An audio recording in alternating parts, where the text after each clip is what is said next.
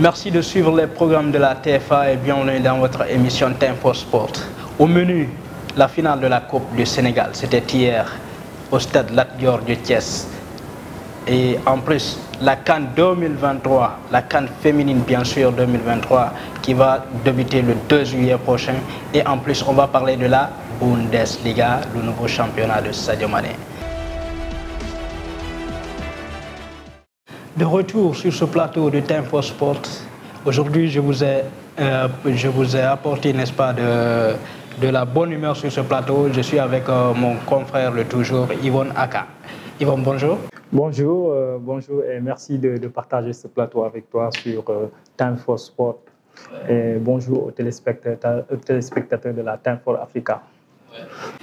C'est comment la matinée, ça sent bon? Oui, ça se passe bien, ça se passe bien.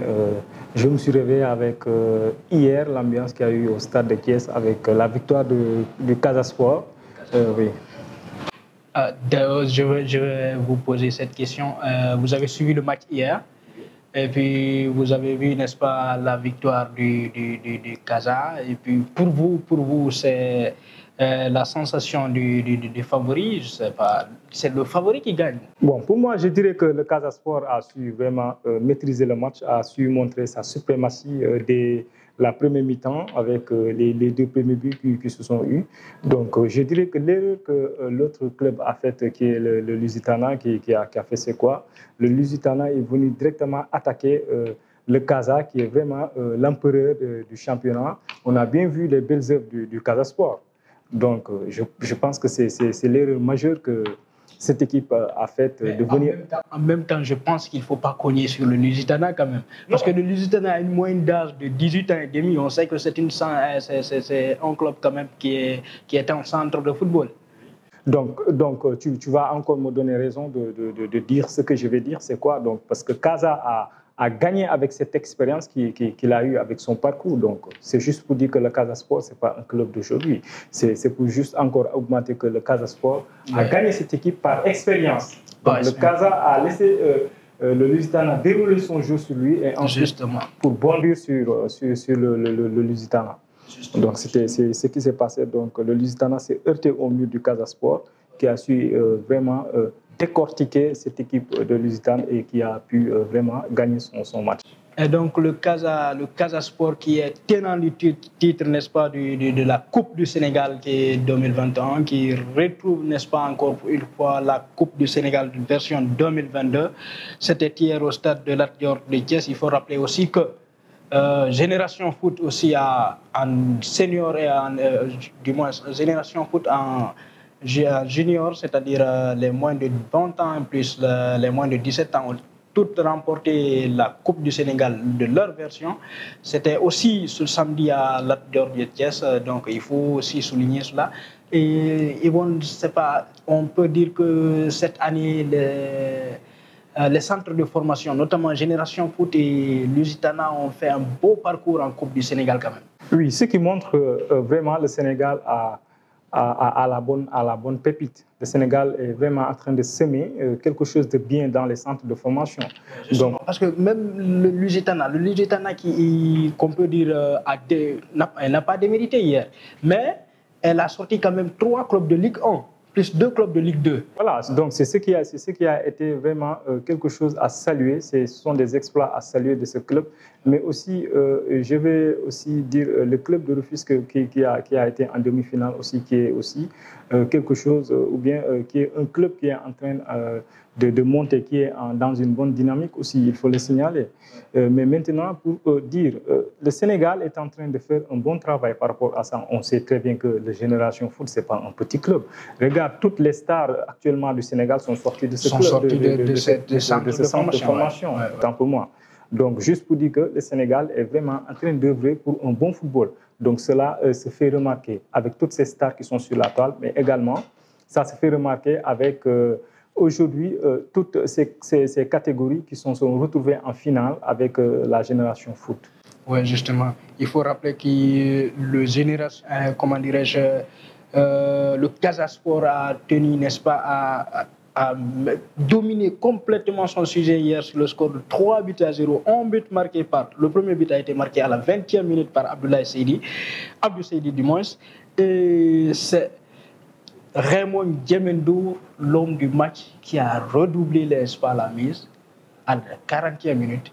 Et une fois après le retour au vestiaire, c'est-à-dire à la 48e minute, Raymond Djemendour assomme, n'est-ce pas, les hommes les hommes de Lusitana. Oui, les hommes de Lusitana ont été assommés dès la première mi-temps.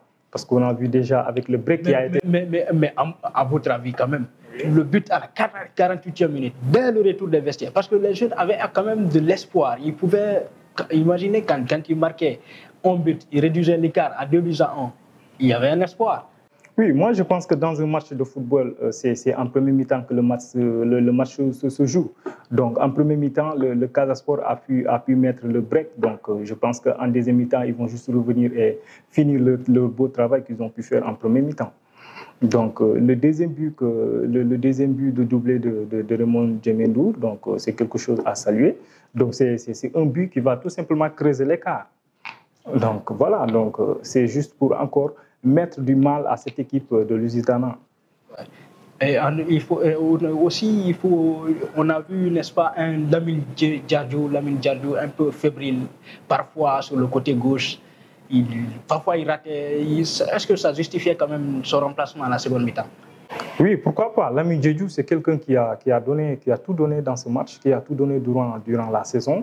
Et je vais saluer aussi ses exploits. On a vu durant la finale, durant la demi-finale de la Coupe, ses beaux buts. Donc, c'est la bonne pépite, c'est le phénomène de cette équipe du Casa Sport. On a vu durant le championnat ses exploits. Donc, moi, vraiment, je le salue. C'est quelqu'un vraiment, je le souhaite le meilleur. Et pourquoi pas ne pas trouver, décrocher peut-être un contrat professionnel ailleurs. Parce que c'est un jeune qui a de l'avenir.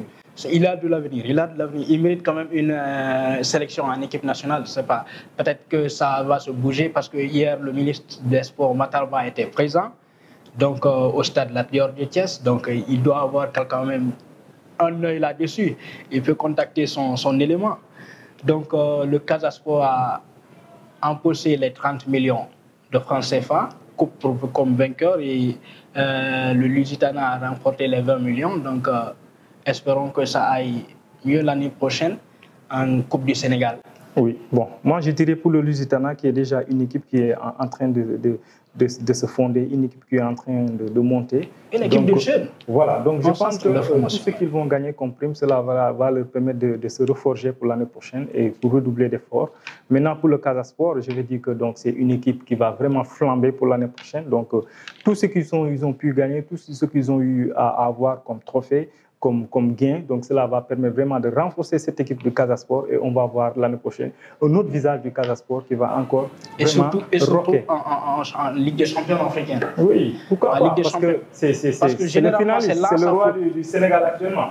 Donc, je pense que le Casa Sport va sortir haut du pays. Donc, tout ce qu'ils ont pu gagner. Donc, moi, vraiment, je le souhaite le meilleur. Je souhaite vraiment qu'ils gagnent encore des sponsors, des gens qui vont venir vraiment soutenir cette équipe du Casa Sport et qui va aller représenter le Sénégal hors du pays. Et je sais qu'ils en ont vraiment la capacité, ils ont vraiment tout le matériel, tout ce qu'ils ont pour vraiment porter le flambeau du Sénégal hors du Sénégal. Justement, c'est là, je vais interpeller, n'est-ce pas, les dirigeants du football sénégalais parce qu'on peut dire le Casa Sport doit avoir un accompagnement déjà. Ils doivent avoir un accompagnement. Et en plus, on a vu le Djaraf. Je crois, l'année surpassée, le Djaraf a eu des problèmes, n'est-ce pas, sur le plan africain, notamment en Champions League. Donc, on ne souhaite pas que le Casa ait le même problème. Et de deux, les dirigeants du football sénégalais, vous devez choisir maintenant le club qui doit représenter le Sénégal en coupe. Parce que, vous savez, il y a la Ligue des champions africaine, donc c'est le Casa. Et en Coupe des confédérations africaines, normalement, ça devrait être le vainqueur de la Coupe du Sénégal. Mais il se trouve que le Casa a tout remporté. Maintenant, c'est soit choisir entre le Lusitana et ou le deuxième de la Ligue 1. Donc le deuxième, c'est qui? C'est le club, le Djaraf. Moi, bon, pour parler des nominés, je ne sais pas comment est-ce que cela se passe par rapport à cela, mais pour dire cela, donc, si c'est le vainqueur de la Coupe qui va représenter le Sénégal en Coupe des Confédérations, donc je dis que si on prive cette équipe qui a mérité et qui s'est battue tout autant comme le Casa Sport jusqu'en finale et vraiment devenu le vice-champion. Donc, pourquoi pas ne pas prendre cette équipe? Donc, toutes les opportunités sont à cette équipe qui s'est battue jusqu'en finale. Donc, si on va aller puiser une équipe qui s'est battue en championnat et pour malheureusement cette équipe est arrivée en deuxième, là, je suis désolé. Donc, on va porter préjudice à cette équipe qui s'est battue jusqu'en finale. Donc, c'est son mérite. Quoi qu'il puisse être, je ne sais pas quels sont ses exploits et quelles sont les conditions dans lesquelles cette équipe vit, mais je pense que cette équipe mérite bien d'aller représenter le Sénégal au du pays. Donc nous, les Sénégalais, on doit vraiment soutenir cette équipe et qui va revenir peut-être avec des trophées. Donc personne ne démérite d'aller jusqu'en bout de cette Coupe de Confédération. Je ne demande même pas si est-ce qu'on ne peut pas créer, n'est-ce pas, des plateformes de revendication pour cette équipe. Parce qu'elle nous a émerveillés. Moi, en tout cas, il faut noter aussi Ibrahima Ndiaye. Il a marqué au moins 4 buts en 4 matchs en Coupe. Ibrahima Ndiaye, il évolue, n'est-ce pas, au Lusitana. Jusqu'hier, c'était le meilleur buteur de la compétition. Voilà, donc je pense que... Donc il faut dire qu'il y a du talent dans cette équipe. Oui. Il faut les accompagner, il ne faut pas les minimiser. Certains diront que c'est une équipe qui est en 3e division. Est-ce que c'est bon de les envoyer en Coupe des Confédérations? Peut-être que c'est pour prendre des 5-0, des 8-0. Est-ce que ça aussi, ça peut être un argument pour les dirigeants du football sénégalais? Une équipe qui est en 3e division et une équipe, c'est vrai, elle est en 3e division, mais il ne faut pas que les Sénégalais oublient que c'est cette équipe qui s'est battue, c'est cette équipe qui a éliminé des équipes qui sont en Ligue 1, des équipes qui sont en D1, en Ligue 1 sénégalaise. Donc, pour dire que cette équipe n'a pas le potentiel, c'est tout à fait le contraire. Parce que c'est une équipe qui s'est montrée vraiment capable. Donc, c'est une équipe qui a ses faveurs. C'est une équipe qui s'est battue jusqu'en finale. Donc, si on prive à cette équipe d'aller en Coupe de Confédération, ça ne serait pas juste. Voilà, donc moi, c'est ça mon avis, quoi. Donc le dirigeant du football sénégalais, à commencer par vous, M. Matar. M. Matar, je vous en prie, choisissez dès maintenant le Lusitana comme représentant du Sénégal en Coupe des Confédérations. Maintenant, on va passer, n'est-ce pas, au deuxième sujet. Le deuxième sujet, c'est-à-dire la CAN féminine 2022 au Maroc. Les Lions sont déjà arrivés à Casablanca et puis ils vont se préparer. Ils vont entrer en action le dimanche prochain, le 3 juillet, dans le groupe A. Ils sont dans le groupe A accompagnés du Burkina, du Maroc et de l'Ouganda. Qu'est-ce que vous avez à dire là-dessus? Est-ce qu'on peut compter sur ces Lions? Est-ce qu'ils vont, n'est-ce pas, aller suivre les pas des Lions? Oui, je pense que si ces Lions se sont arrivés là, je pense que c'est une équipe qui s'est battue, c'est une équipe qui a eu un bon parcours jusqu'ici, c'est une équipe qui peut vraiment se battre pour défendre les couleurs du Sénégal. Donc, je pense que les équipes qui sont dans le groupe des Lions ne me font pas peur. Bon, c'est peut-être une seule équipe que j'ai vue, peut-être le Maroc, qui va inquiéter peut-être l'équipe du Sénégal. Mais je pense que le Sénégal est vraiment dans un groupe qui est vraiment bien placé pour que le Sénégal puisse se qualifier pour les prochains. Oui, justement, le Maroc, moi aussi, ça me fait peur parce qu'il y a une certaine Rosella Ayane. Elle est âgée de 26 ans et elle joue à Tottenham. En plus, elle est passée par celle-ci, je la connais très bien. Je pense que c'est une jeune joueuse très talentueuse, très prometteuse. Bon, je ne peux pas dire qu'elle est prometteuse, mais quand même, elle a prouvé beaucoup de choses, surtout à Chelsea. Et aujourd'hui, elle évolue à Tottenham. Donc, je peux dire que cette équipe de Maroc, ça peut faire peur parfois, ça peut faire craindre, mais toujours. Vu la préparation des Lions, je vais dire qu'on peut avoir de l'espoir. Oui, moi je dis que c'est une équipe qui va se battre. Donc nous, les Sénégalaises, notre équipe sénégalaise qui est partie pour représenter le Sénégal, donc nous allons pour gagner. Donc, cette équipe du Maroc, c'est vrai, elle a son potentiel. Nous aussi, il ne faut pas oublier que nous, notre équipe du Sénégal, nous avons notre potentiel. Donc, nous allons pour défendre les couleurs du Sénégal. Donc, je pense que le Sénégal a le potentiel qu'il faut pour amener cette coupe au Sénégal, autant que pour ce qui s'est passé cette CAN masculin. Donc, je pense que cette équipe du Sénégal peut nous ramener la coupe. parce qu'on voit les pépites du Sénégal qui ont été ramenées déjà en Europe pour représenter d'autres grands clubs, notamment avec ce mercato. On a vu ce qui s'est passé. Donc je pense que le Sénégal peut s'en sortir. Le Sénégal a ce potentiel pour nous ramener cette coupe. Cette coupe, espérons, Inch'Allah, ça va se passer. Et puis voilà, donc c'est ce qui va couronner la couronne, c'est-à-dire la couronne africaine. Les Lions vont venir couronner la couronne des Lions en Coupe d'Afrique des Nations. Le Sénégal va être double champion d'Afrique, Inch'Allah, dans 2 semaines. Maintenant, on va suivre, n'est-ce pas, le JT Express. Je vous ai proposé un JT Express de la semaine dernière. On va suivre ça et puis revenir ici et discuter après. Nasser Al-Khelaifi et Javier Tebas se chamaillent depuis maintenant plusieurs jours. Et on peut toujours compter sur le volubile patron de la Liga pour remettre une pièce dans la machine. Alors qu'il avait déjà chargé le Parisien après l'interview accordée par ce dernier à Maca cette semaine, Javier Tebas en a remis une couche jeudi en conférence de presse. C'est la position de ce nouveau Russe qui, parce qu'il a de l'argent, s'affranchit de toutes les règles, a estimé l'Espagnol qui avait déjà taclé l'arrogance du nouveau riche d'Al-Khelaifi dans un message posté sur Twitter ce mercredi. Karim Benzema Ballon d'Or, les dés sont jetés. Le prochain Ballon d'Or sera décerné en octobre prochain et pour certains acteurs du monde du football, Karim Benzema serait plus qu'un simple favori. L'idée de voir Karim sacré Ballon d'Or paraît de plus en plus évidente. Auteur de 45 buts et 14 passes décisives cette saison, terminant meilleur buteur de Ligue des Champions et meilleur buteur de Liga, l'attaquant tricolore n'a en effet pas démérité. On pourrait souligner sa performance contre le PSG, mais également contre Chelsea, rencontre dans laquelle le Madrilène a inscrit le but salvateur permettant aux merengues de poursuivre leurs campagnes européennes. Le Grec songe à maintenir descend en cas de 3e étoile. Pour une fois, Noël fait preuve de rationalité. Tandis que Zidane affiche ses envies de reprendre l'équipe de France, Noël Le Graët a décidé de clarifier la situation sur le banc des Bleus. Dans une interview diffusée sur Europe 1 ce jeudi, le patron de la Fédération française de football a fait savoir que le futur de Didier Deschamps était conditionné à ses performances au mondial. Alors que le départ de Sadio a été rendu officiel, le manager de Liverpool, Jürgen Klopp, a rendu un bel hommage à l'international sénégalais. C'est un grand moment. Il est inutile que d'essayer de prétendre le contraire. L'un des plus grands joueurs de Liverpool s'en va et nous devons reconnaître à quel point cela est important. Il part avec notre gratitude et notre amour. Il repart avec son statut parmi les grands assurés.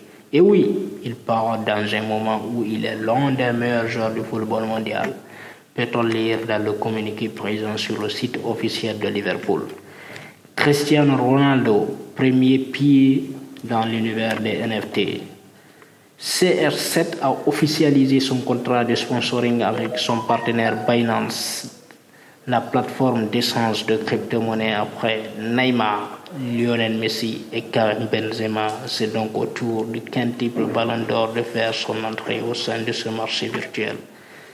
Wayne Rooney a informé vendredi dernier le Derby County Football Club qu'il souhaitait être démis de ses fonctions de manager de l'équipe première avec effet immédiat.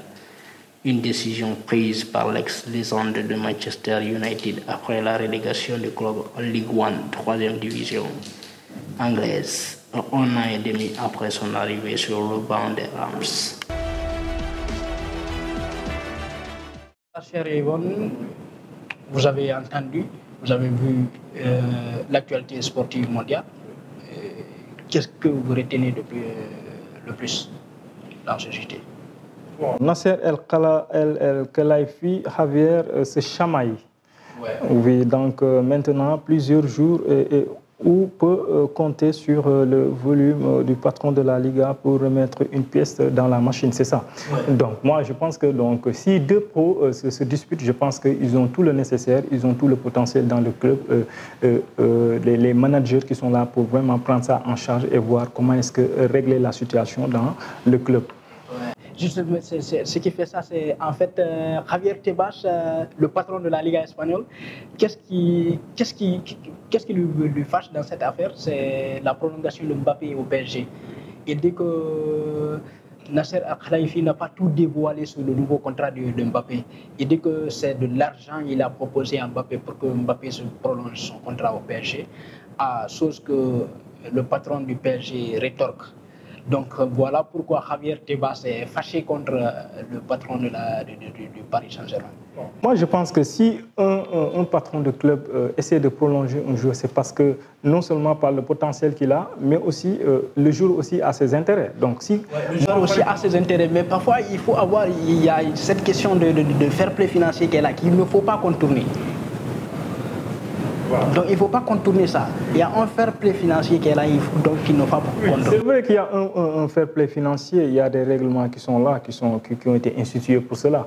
Mais moi, par exemple, en tant que footballeur, si on me propose des faits, ou bien si on me propose des contrats, donc je vais voir d'abord mes intérêts. Oui, d'accord. Donc il ne faut pas que... C'est vrai, il est là, il propose des choses et on a vu beaucoup de gens après des saisons qui ont eu des problèmes avec la justice, avec surtout les droits fiscaux. Donc, s'il essaie de rétorquer, s'il essaie de ne pas peut-être dévoiler tout ce qu'il y a derrière le contrat de Mbappé, donc je pense que lui, il sait il sait à quoi il peut s'attendre. Voilà, il peut s'attendre.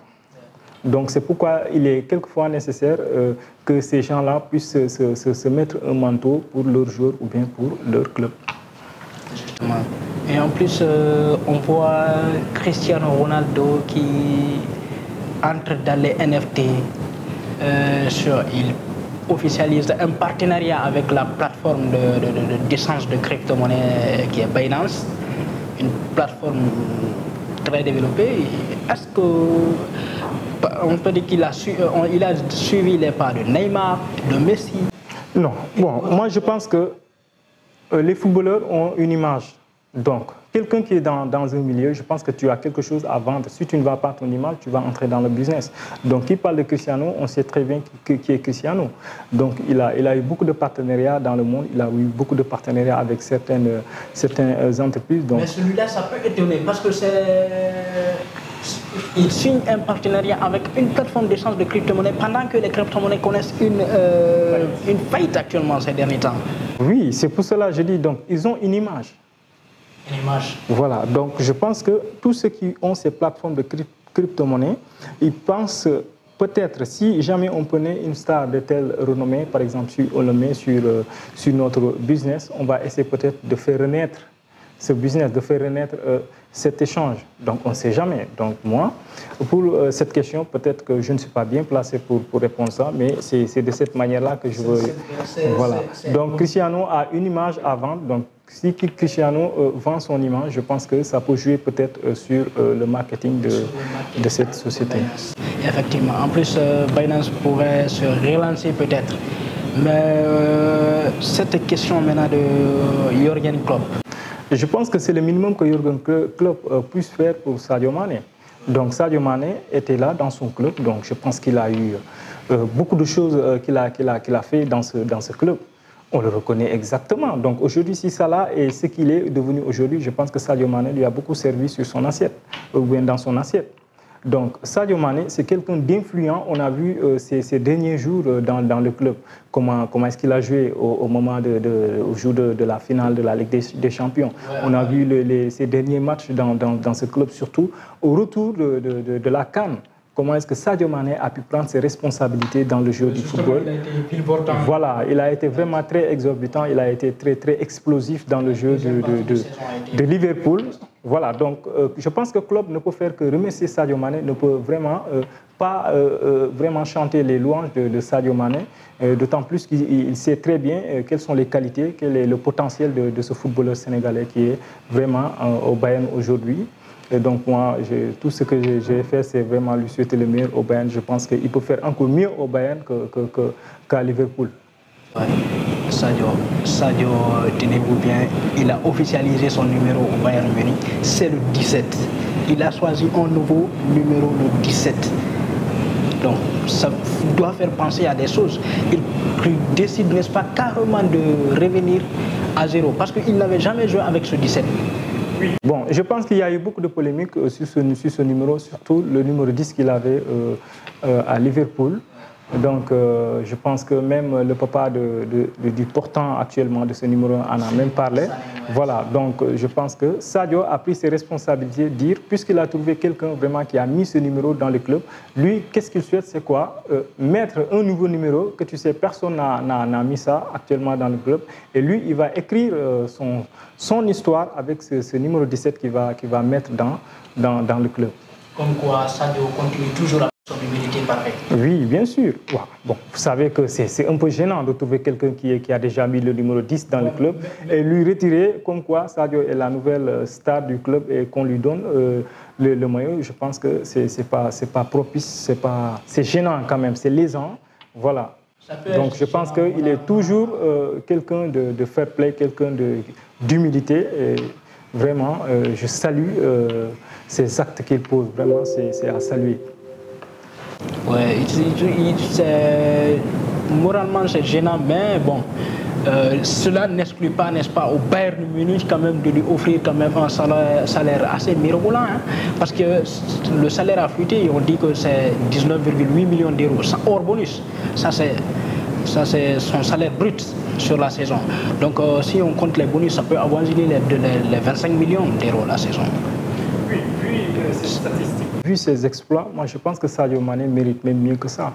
Donc à son âge, s'il y a un club qui lui offre quelque chose de pareil, qui lui donne sur la table un salaire annuel qui va tourner autour de 19 et 20 millions, je pense que c'est bien pour Sadio Mané, c'est pas mal parce qu'il le mérite, c'est quelqu'un vraiment qui a beaucoup de responsabilités sur ses épaules.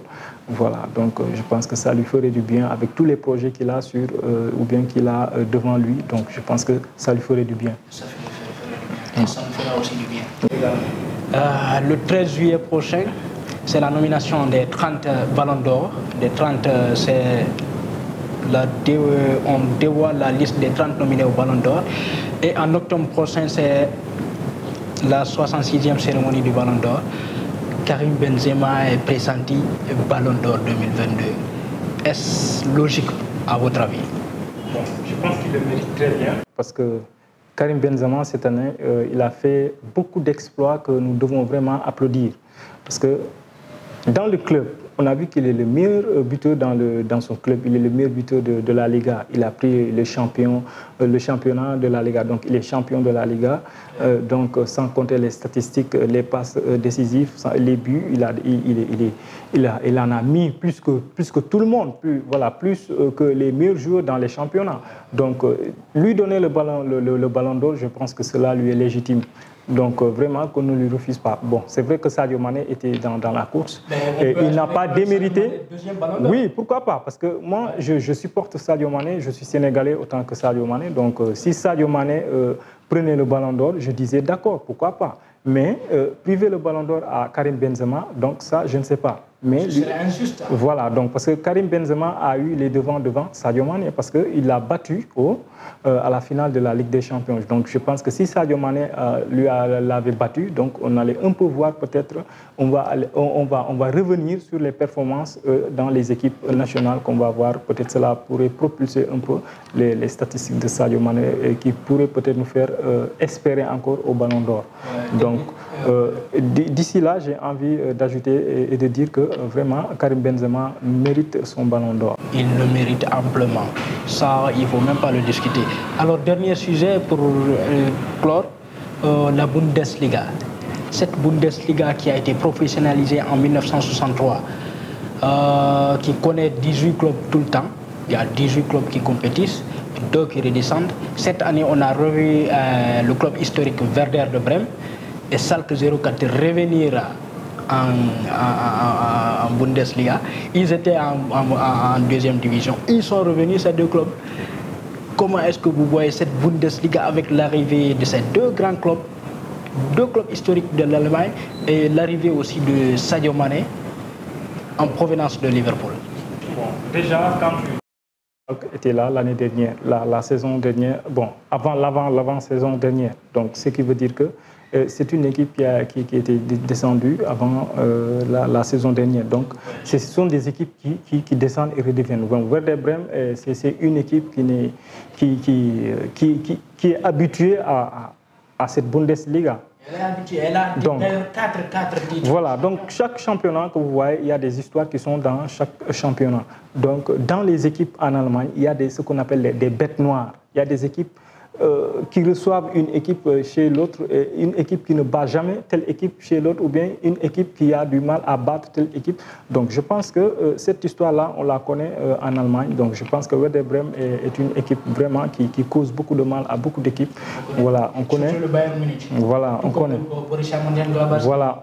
Qui récupère et qui nettoie le Bayern tout le temps à domicile ce jeu. Et puis... Oui, c'est vrai que l'année dernière, ils ont eu du mal au début, mais par la suite, ils ont eu vraiment remettre du niveau dans leur jeu et qui sont revenus vraiment parmi les tops. Quoi.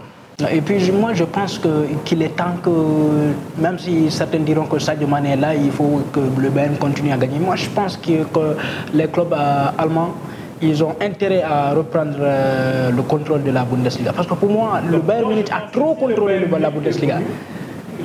Si Sadio Mané est venu dans le club, c'est pour d'autres performances, comme par exemple la Ligue des Champions. Voilà, donc la Bundesliga, ce n'est pas quelque chose qui est étrange au club bavarois. Donc je pense que ce sont les maîtres du jeu là-bas. Avec cette attaque qui est encore plus puissante avec l'arrivée de Sadio Mané, je pense que c'est quelque chose. Sadio Mané va amener encore un apport au niveau international par rapport à la Ligue des Champions, par rapport à d'autres championnats qui vont venir hors du pays. Oui, cette attaque qui est plus puissante, mais est-ce que pour vous, selon vous, Oliver Kahn, le président bavarois, peut contrôler, maintenir, garder Robert Lewandowski dans son effectif? Là, on vous rappelle que Robert Lewandowski a 1 an de contrat encore qui lui reste, donc est-ce qu'il peut le retenir vu les nécessités ailleurs? Oui, s'il le retient, bon, ça sera encore quelque chose de bien parce que c'est toujours une équipe qui sera forte davantage. Donc, on a déjà vu Sadio Mané qui est là, il y a Sané qui est là, il y a d'autres attaquants qui sont là. Donc, si Lewandowski reste dans le squad, donc je pense que c'est une équipe qui va encore se fortifier, qui va encore mettre encore une très grande difficulté aux autres équipes qui vont contrer le Bayern Munich.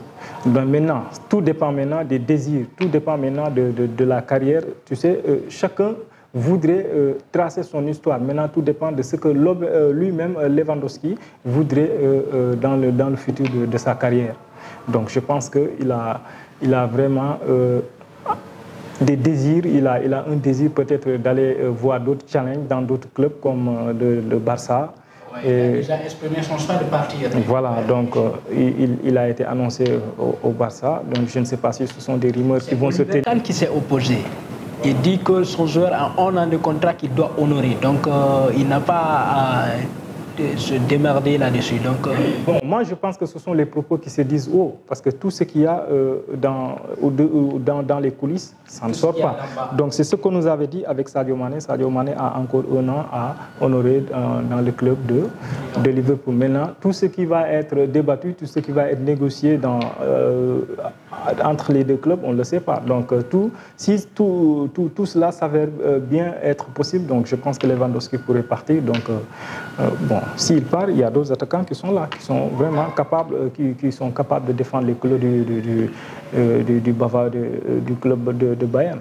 D'accord, on va suivre ce dernier élément pour partir. C'est le Mercato Express. Donc, on va suivre ça. Et puis, on revient pour se dire au revoir. Christopher Nkunku, annoncé convoité par de nombreux clubs après sa saison très aboutie sous le maillot de Leipzig, a finalement prolongé son contrat avec le club allemand.